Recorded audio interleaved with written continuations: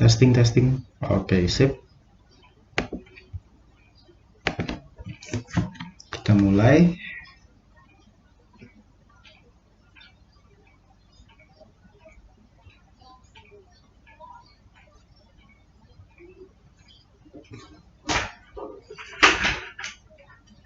Oke.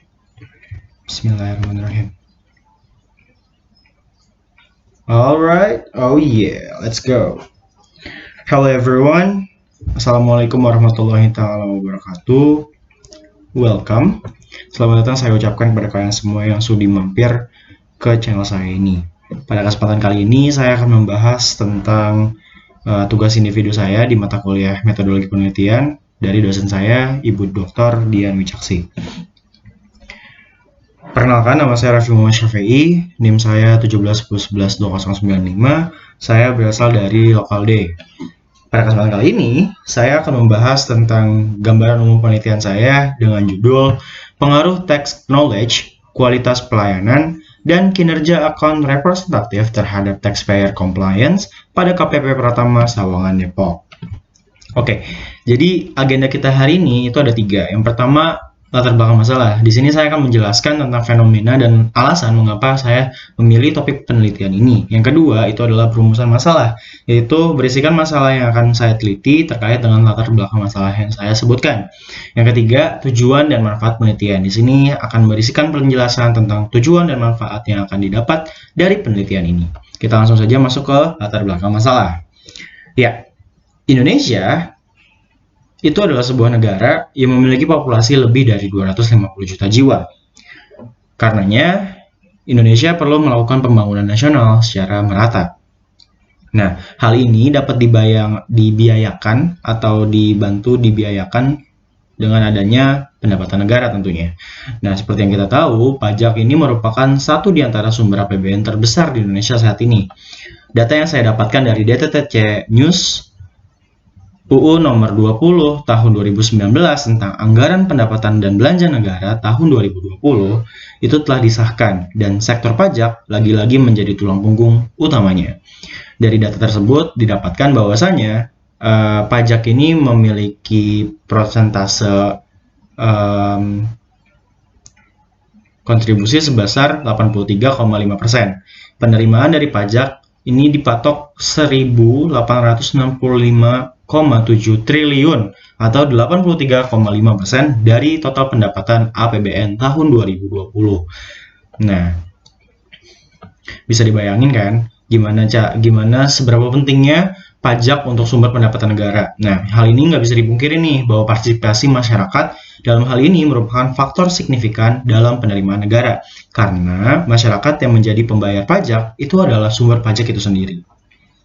Kemudian, namun begitu, tetap saja dalam pelaksanaannya penerimaan pajak mengalami berbagai kendala. Salah satu kendala yang menghambat keefektifan penerimaan pajak adalah kepatuhan wajib pajak. Sebelumnya, kepatuhan wajib pajak itu adalah perilaku dari wajib pajak dalam melakukan semua kewajiban perpajakan dan menggunakan hak perpajakannya dengan tetap berpatokan kepada peraturan perundang-undangan perpajakan yang berlaku. Itu menurut Marjan tahun 2014. Nah, terus ada beberapa alasan nih ternyata mengapa taxpayer compliance atau tingkat kepatuhan wajib pajak itu masih rendah di Indonesia. Yang pertama, alasan klasiknya adalah kurang kepercayaan masyarakat terhadap penggunaan uang pajak, di mana menurut data Transparansi Internasional Indonesia memperoleh poin 38 dari 100 untuk indeks persepsi korupsi dan menduduki peringkat nomor 89 dari 180 negara di dunia. Dengan adanya rendahnya skor tersebut menunjukkan bahwasanya masih banyak atau masih marak kasus pencurian uang atau korupsi yang dilakukan oleh oknum pejabat. Nah, alasan inilah yang kadang suka digunakan oleh para wajib pajak tidak melaksanakan kewajiban pajaknya. Nah, yang kedua adalah rendahnya tingkat pemahaman masyarakat mengenai aturan perpajakan. Seperti yang kita tahu, berbagai aturan pajak itu kan kompleks dan setiap tahun juga sangat berubahnya sangat cepat gitu. Jadi sangat dinamis. Nah, hal ini membuat wajib pajak pada umumnya itu enggan untuk mempelajari dan memahaminya. Karenanya itu juga bakal berimplikasi terhadap tingkat kepatuhan wajib pajak itu sendiri.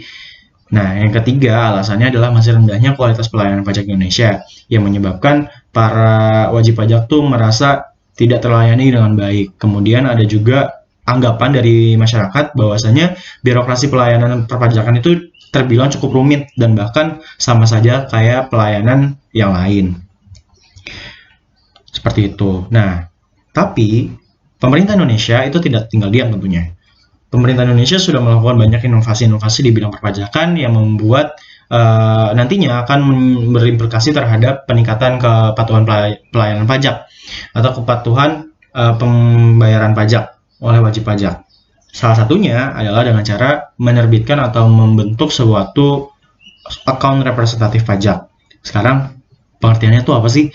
Account representatif pajak adalah aparat pajak yang berada di kantor pelayanan pajak yang bertugas untuk memberikan pelayanan dan pengawasan serta pengarahan secara langsung nih kepada wajib pajak tertentu. Tertentu di sini maksudnya adalah yang ditugaskan untuk mendapatkan yang ditugaskan kepada si account representatif tersebut ya. Kemudian kinerja AR atau account representatif dapat dikaitkan dengan tugasnya yang telah ditetapkan oleh Keputusan Menteri Keuangan RI nomor 98-KMK.01-2006. Antara lain yang pertama, melakukan pengawasan kepatuhan perpajakan wajib pajak. Yang kedua, bimbingan dan konsultasi teknis perpajakan kepada wajib pajak. Yang ketiga, penyusunan profil wajib pajak. Yang keempat, analisis kinerja wajib pajak, rekonsiliasi data wajib pajak dalam rangka intensifikasi. Dan yang terakhir, yang kelima, melakukan evaluasi hasil banding berdasarkan ketentuan yang berlaku.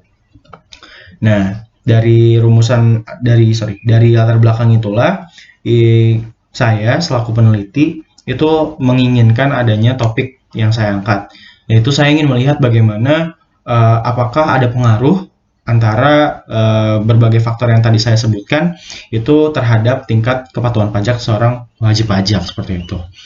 Sekarang masuk ke topik yang kedua, yaitu rumusan masalah. Dari latar belakang yang saya sebutkan tadi, berikut adalah rumusan masalah yang dapat saya sampaikan. Yang pertama, apakah tax knowledge berpengaruh signifikan terhadap taxpayer compliance?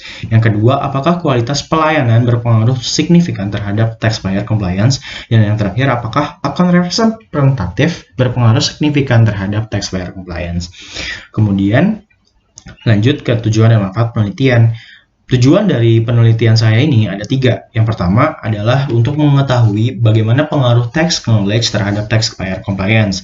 Yang kedua, untuk memahami pengaruh kualitas pelayanan terhadap taxpayer compliance. Yang ketiga, untuk mengetahui bagaimana sih pengaruh kinerja account representatif terhadap taxpayer compliance itu sendiri.